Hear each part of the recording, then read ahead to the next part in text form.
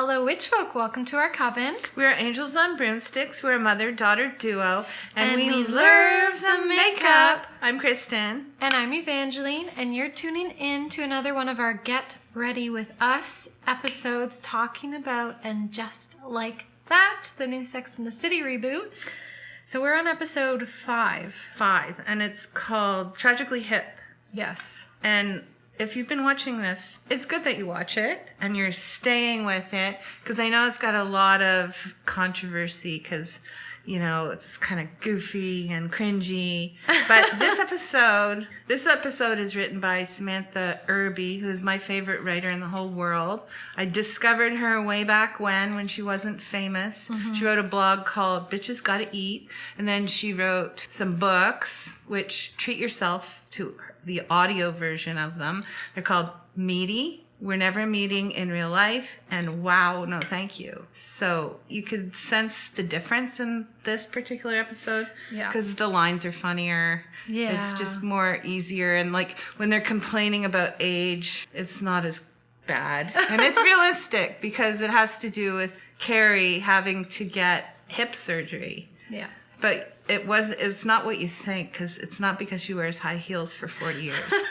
It's because she has some genetic defect. Can you imagine? Anyway. Congenital. The episode opens in the foyer. But wait, what's the palette of the day? Oh, the palette of the day. Melt Brunet. Yeah, we're going to mess with this. I'm excited because I haven't used it yet, and we're Melt obsessionists, and this one's new to us. Well, you've used it for a bit, but it's pretty new, and we haven't used it on camera, so we'll be also using this as we chat about it. I might be using one of the, the Melt, from the Butterfly collection, Mariposa, one of these, maybe. The liners? I don't know. We'll see. We'll see. Anyway, yeah. So, for the first time in our lives, we see Carrie's foyer in her old apartment.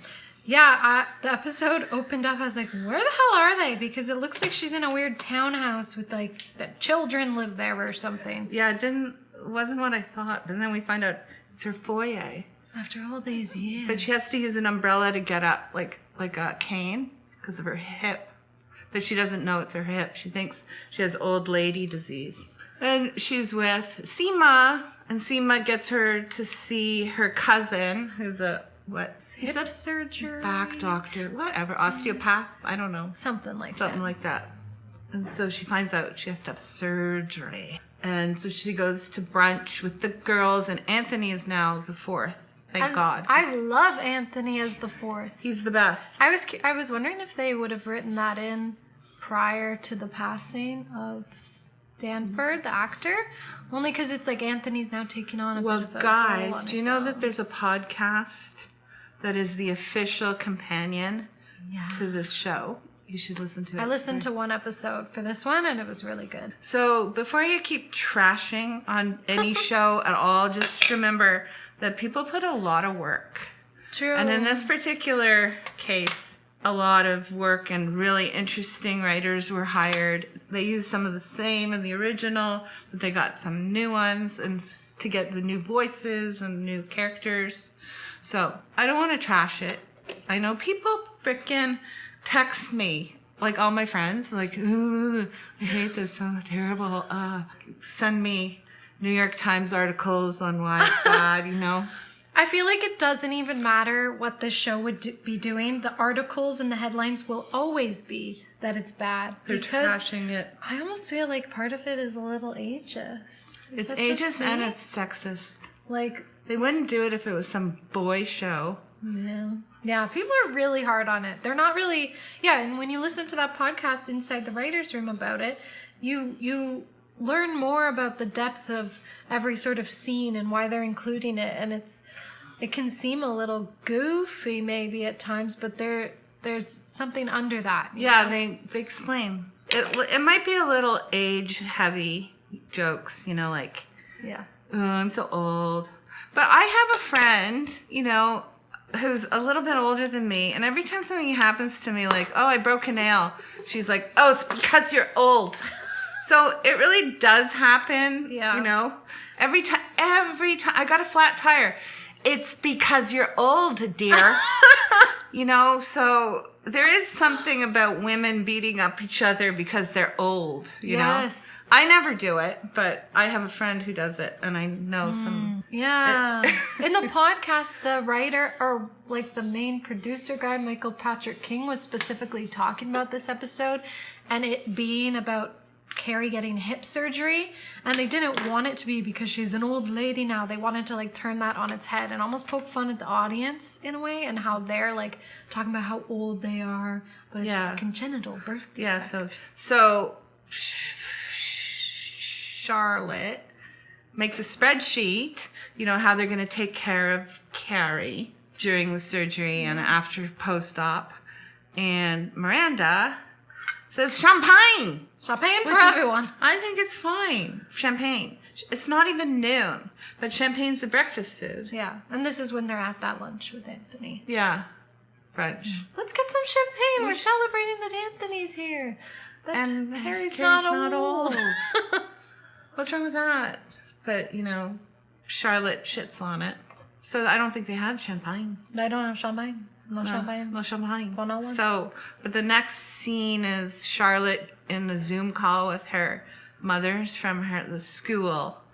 And that's when she finds out her daughter, Rose, is now Rock. Yes. And she had no idea. And so she storms into the living room where Rock is playing video games with Harry. And Lily's there. And Rock says, yeah, I did tell you I'm Rock. On TikTok. This is what you're going to get when you have kids. Like, there's going to be some ridiculous medium that you have to contend with. Yeah. Anything makes me feel old, it's TikTok. Because I cannot deal. Like, I deal with social media. Yeah. Like, Twitter is for old people. That's a fact. I don't. Facebook is for grandmas. That's a fact. Instagram is cool. Yeah. TikTok is ridiculous. It's so garbagey. If I see another young guy with an old lady dancing some stupid She thing, has weird TikTok algorithm. I do. Speaking I have- of old lady syndrome, I feel like they're targeting you in a really weird way on TikTok, thinking you're an old lady. I am an old lady, but I'm not one to go on TikTok. I don't know why it comes to me. Anyway, so they go to the school later in the episode and they have to deal with it, and they're dealing with it. Harry is humbled by it, you know, having to hear it from other people. But they're taking it really well, you know? I think they're taking it in strides. They want to accept Rock. I'm proud of Charlotte, honestly. Yeah, Charlotte's progressive in this case. Yeah, she's been all right. She's been bothering me a lot in this series, but she's taking this better than I I like her in this. She's getting better. Yeah. And Miranda's getting more understandable. Like, she's not just a doofus. So she opens up a package from Amazon and sees, you know, some tube socks and some strawberry flavored lube, which she didn't order. And Louisa, the girlfriend of her son. Oh, thank you. Thank you for being so understanding. And she's like, ugh. That's for lube is not normal. She thinks lube isn't normal for 17-year-olds, but I think lube should be encouraged among, actually, especially young women. There's this whole thing when you lose your virginity. It's got to be the most painful thing ever. You're going to be bleeding. Well, she's no virgin. I know, but I think it should be encouraged among young people. I think But it's obviously for anal. Anyway. But she also, a book comes out of this package. Yes. Quit Like a Woman. I think it's a book apparently Chrissy Teigen read. It's a true book. Oh, it's a real book? Yeah, Chrissy Teigen quit Like a Woman. Oh. Because it's like, you know, cultural norms is like very cocktail oriented, which is great. Anyway, she thinks Charlotte sent it to her. Yes. She's like, Charlotte sent me this book without telling me. It's so passive aggressive that I should quit drinking. And Carrie's like, well, do you think you should? She's like, no. Everyone's drinking during the pandemic. That's what she says. I think everybody did start drinking a lot during the pandemic. It's true. So then Miranda checks in Carrie to the hospital. It's funny because following the surgery, Carrie's all hopped up on painkillers and drugs. And she's vulnerable in a way Carrie isn't often.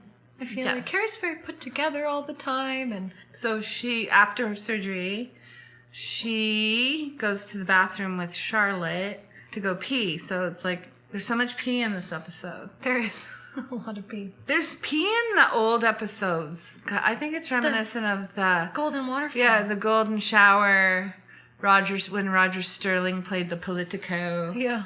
And she didn't want to pee on him. I don't know why. It's not hard. It's in the shower.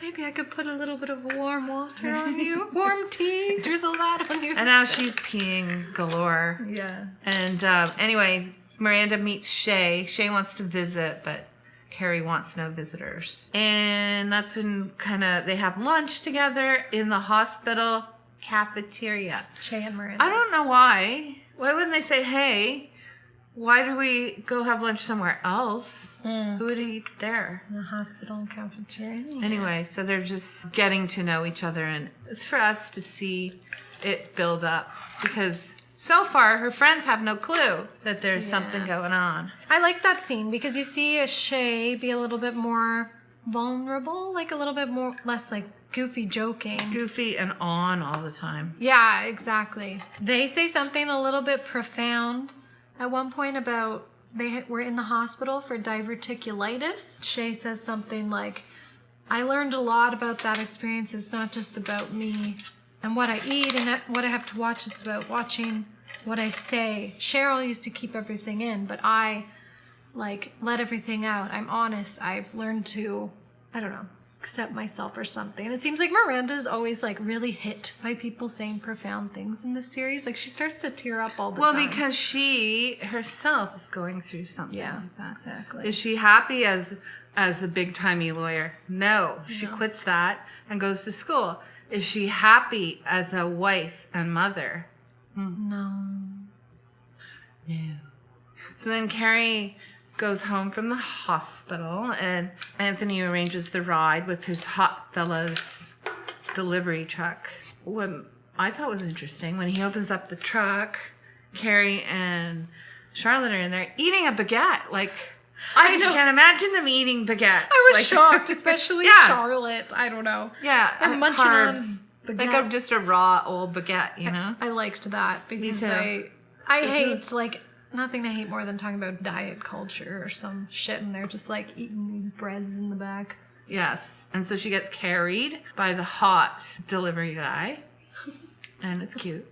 And then she's podcasting from her house, and she's all loopy, and she's wearing a goofy hat, and she tells the story about when Samantha in the old series pulled out her diaphragm with her newly manicured hands. Yeah. So next time it's Miranda's turn to babysit, because she's still on painkillers and she still needs help going to pee. Miranda's sitting there reading a book. Carrie's sleeping, and lo and behold, at the door comes Shay. Yeah, Shay's popping up a lot, aren't they? With none other than a bottle of tequila. An interesting thing to bring to somebody all hopped up on drugs. Yeah. Not the good combination.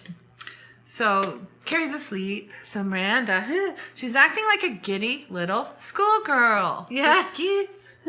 We've never seen a Miranda like that. That's true. Gushy and giddy.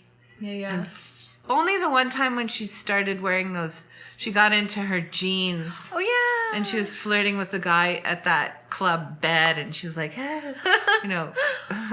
Yeah. So she's like that, and they do, what is that when they blow smoke in each other's face? Shotgunning.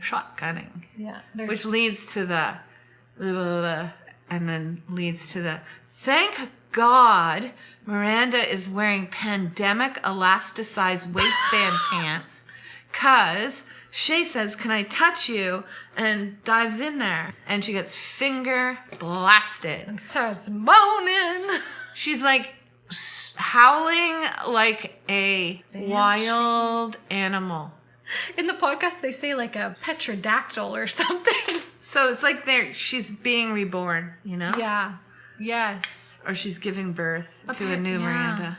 Because apparently that wasn't written into the script necessarily, that Miranda's going to be that loud, but Cynthia Nixon, the actress, just went for it. And apparently on set, everyone was sort of oh, okay. How embarrassing. But But she's always been loud. but never this loud. In that podcast, they were sort of like saying that this is a moment where Miranda has sort of lost all sense of like this aspect of herself that she's just put together. She's very like put up a front at this point because she's so unhappy, right?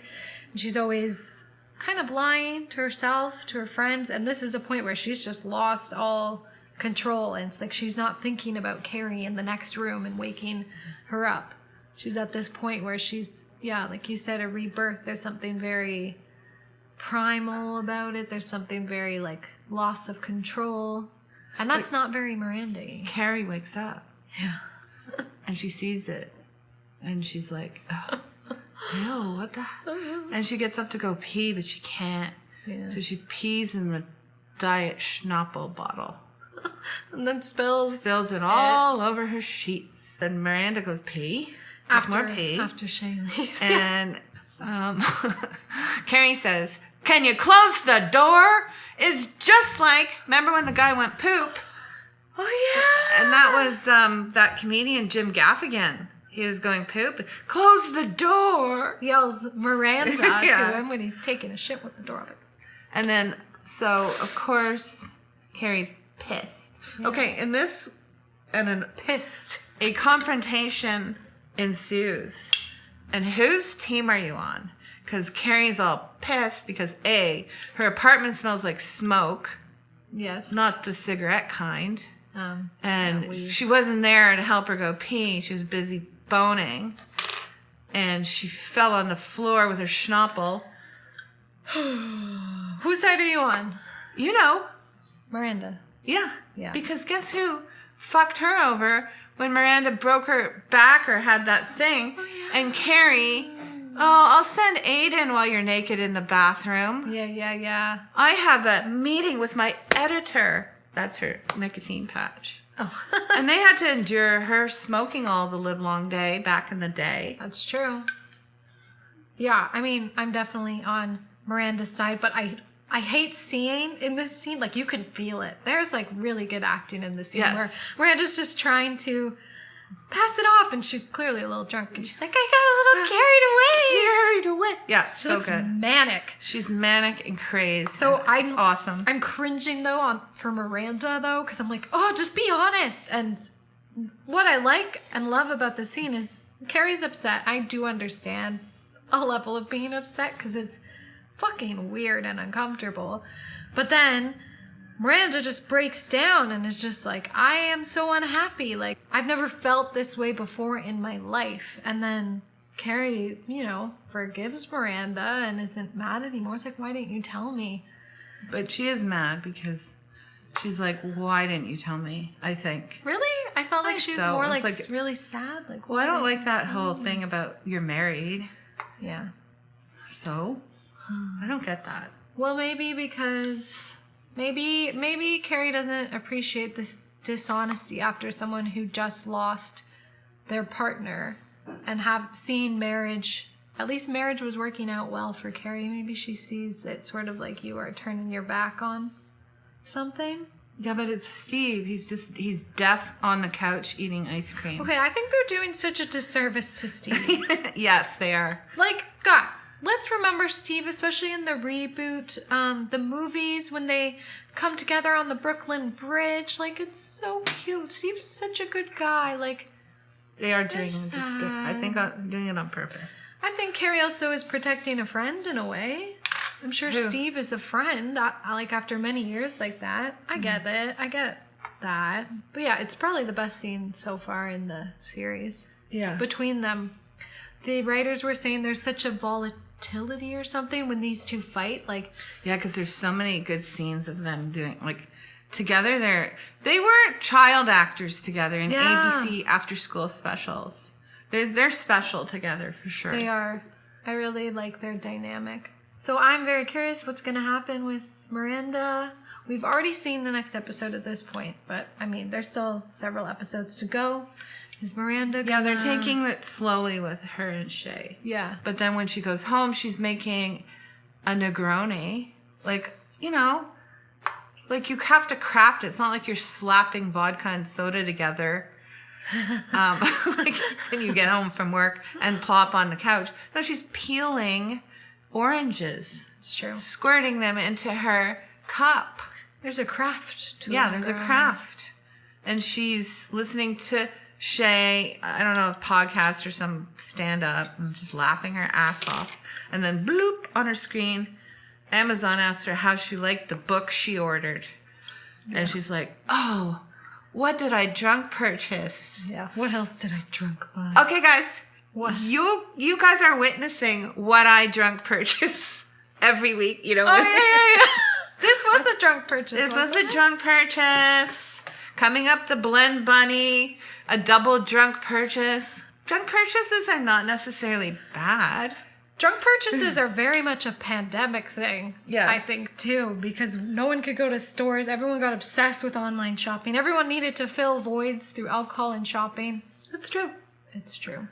So, I mean, also that sort of crafty cocktail thing, very pandemic-y. Like, let's have a cocktail hour. Yeah, that's true. Because tell what your neighbor did. He got a Bartesian, which is like this... It's basically like an espresso machine, but for cocktails. Yeah. So he'd be like, want a Cosmo?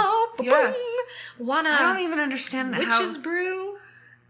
It's so shocking. It has wells of different alcohol. Like you put vodka in one well, rye in another. And then you have a mixing pot and...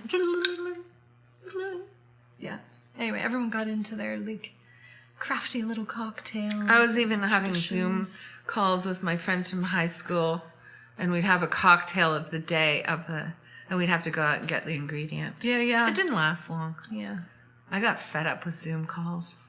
Yeah. I did one last night again with my friends. We're back to this. I never get a word in. Oh, you're back to it, right? Yeah. Me and Claire. Everyone's got co. I really like this palette. I purchased for myself, I don't know. that matte palette I got. It's the one with all the gradations. I'm going to put it up here. What matte palette? The one I showed you. I haven't bought a palette. Oh, the Hindash. Hindash. Oh, we'll do a Hindash video. Yeah. I haven't bought a palette for myself. I bought one palette all last year for myself. One. The Rose Quartz Huda. She bought me all my palettes. So anyway, I thought, okay, it's time I bought myself a palette. And I think it has some similarities to this. No. No? Very pretty. I like it. Yeah, me too. I did a good, nice little wing. This is a subtle look, because why not? How did you get that so deep? Oh, you used something else. I use the Melt Spliff. If you can get your hands on this cream liner, it's the best. Yeah, I've heard of that one, actually. Are they known for that? Yeah, it's a nice, cool tone brown. Pretty. Yeah, are you ready to do mascara? Yeah, we'll do mascara and we'll... Yeah, we'll be right back with mascara and we'll finish off with some lips.